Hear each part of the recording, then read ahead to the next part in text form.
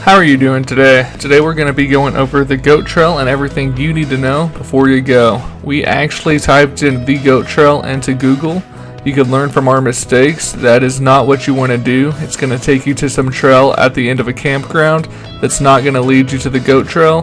What you're going to want to do is actually type in Centerpoint to the goat trail, and that's going to take you straight to where you need to go. And there's not much cell reception in the area, so make sure you have that in your maps before you head that way.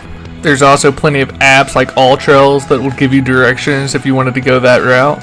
When you get there, there's going to be a small little parking lot. It's going to be packed full because it's a really popular trail. If it's overflowing, there is overflow parking, but that does cost $5. In the video's description below, I do have it time-stamped if you wanted to jump straight to the goat trail itself. I also have a few things that I take on my hiking trips, camping trips, if you wanted to check them out as well. I hate to be the bearer of bad news, but dogs are actually not allowed on this trail even if they are on a leash. And even though it's wide enough and looks like a perfect spot to bring a four-wheeler or a dune buggy, they're actually not allowed on this trail either. However, if you happen to be into horseback riding, those are allowed on this trail. You're just not allowed to take them on the goat trail itself. Now at times there is a little off trail right next to the main trail that's just a little bit more hiker friendly. And we jumped on it time to time just to avoid some mud. Going down to the trail itself, you're going to want to keep your eyes on your feet. There's a lot of rocks and there's also a lot of horse droppings, so just keep your eyes out. Of course, you always want to be keeping your eyes out for snakes and other wildlife as well. If you are hiking on foot and you do come across a group of people on horses, go ahead and step to the side and let them pass. You don't want to ever get behind a horse because they do have the potential to kick you.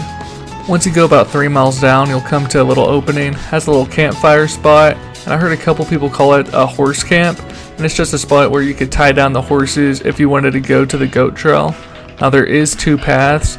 If you go straight, I have no idea where that's going to take you, but if you take the path to the right, that's going to actually take you to the goat trail and the Big Bluff trail. This is a there and back trail, so it's not a loop, and all said and done, you're looking at about 6 miles. The first half of your trip is primarily all downhill, which is great, but then you gotta remember you're gonna be going all uphill on the way back. There's over 1,000 feet of elevation gain, just under 1,100. Add in the elevation gain and Arkansas's humidity, you want to make sure you bring plenty of water for this hike. We're extremely close to the money shots now, guys. If you haven't already, go ahead and smash that like button. And if you're getting any value from this video, please consider sharing, or better yet, subscribing so we can help this channel grow. Now if you have any comments or questions, please leave those in the comments below. And if you've done this trail before, go ahead and tell me what you thought about this trail. I personally have done quite a few trails in Arkansas, and this one gives you quite a good bang for your buck. Go ahead and listen up right now. Once you see this point, you are definitely not done. You could either go through that point, or there's a little trail on the side you can go, but you have not seen the majority of the goat trail and you have not seen the money shots yet, so do not turn around. Of course, once you actually get to the main part of the goat trail, be careful. Your life isn't worth the selfie. Stay away from the edge. If you're making a full day out of this hike, you could follow it all the way down to the water, I'm told. That is going to add a little bit more distance and of course quite a bit more elevation. And if you were planning to make a weekend and be camping in the Jasper or the Ponca area, I am releasing a video next week going over a few spots you can camp, along with dropping another video going over Jasper itself.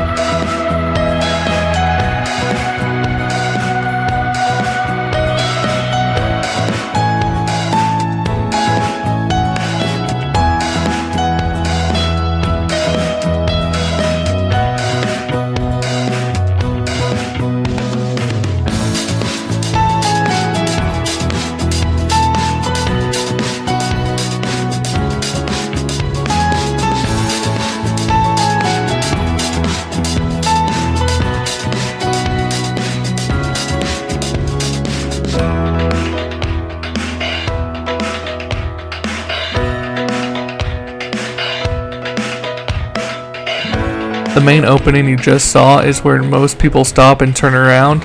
I went a little bit further just to see this tree where I would have to hang on to and go through to continue down the path, and I decided it really wasn't worth it. We already got some really good shots and we saw most of the trail.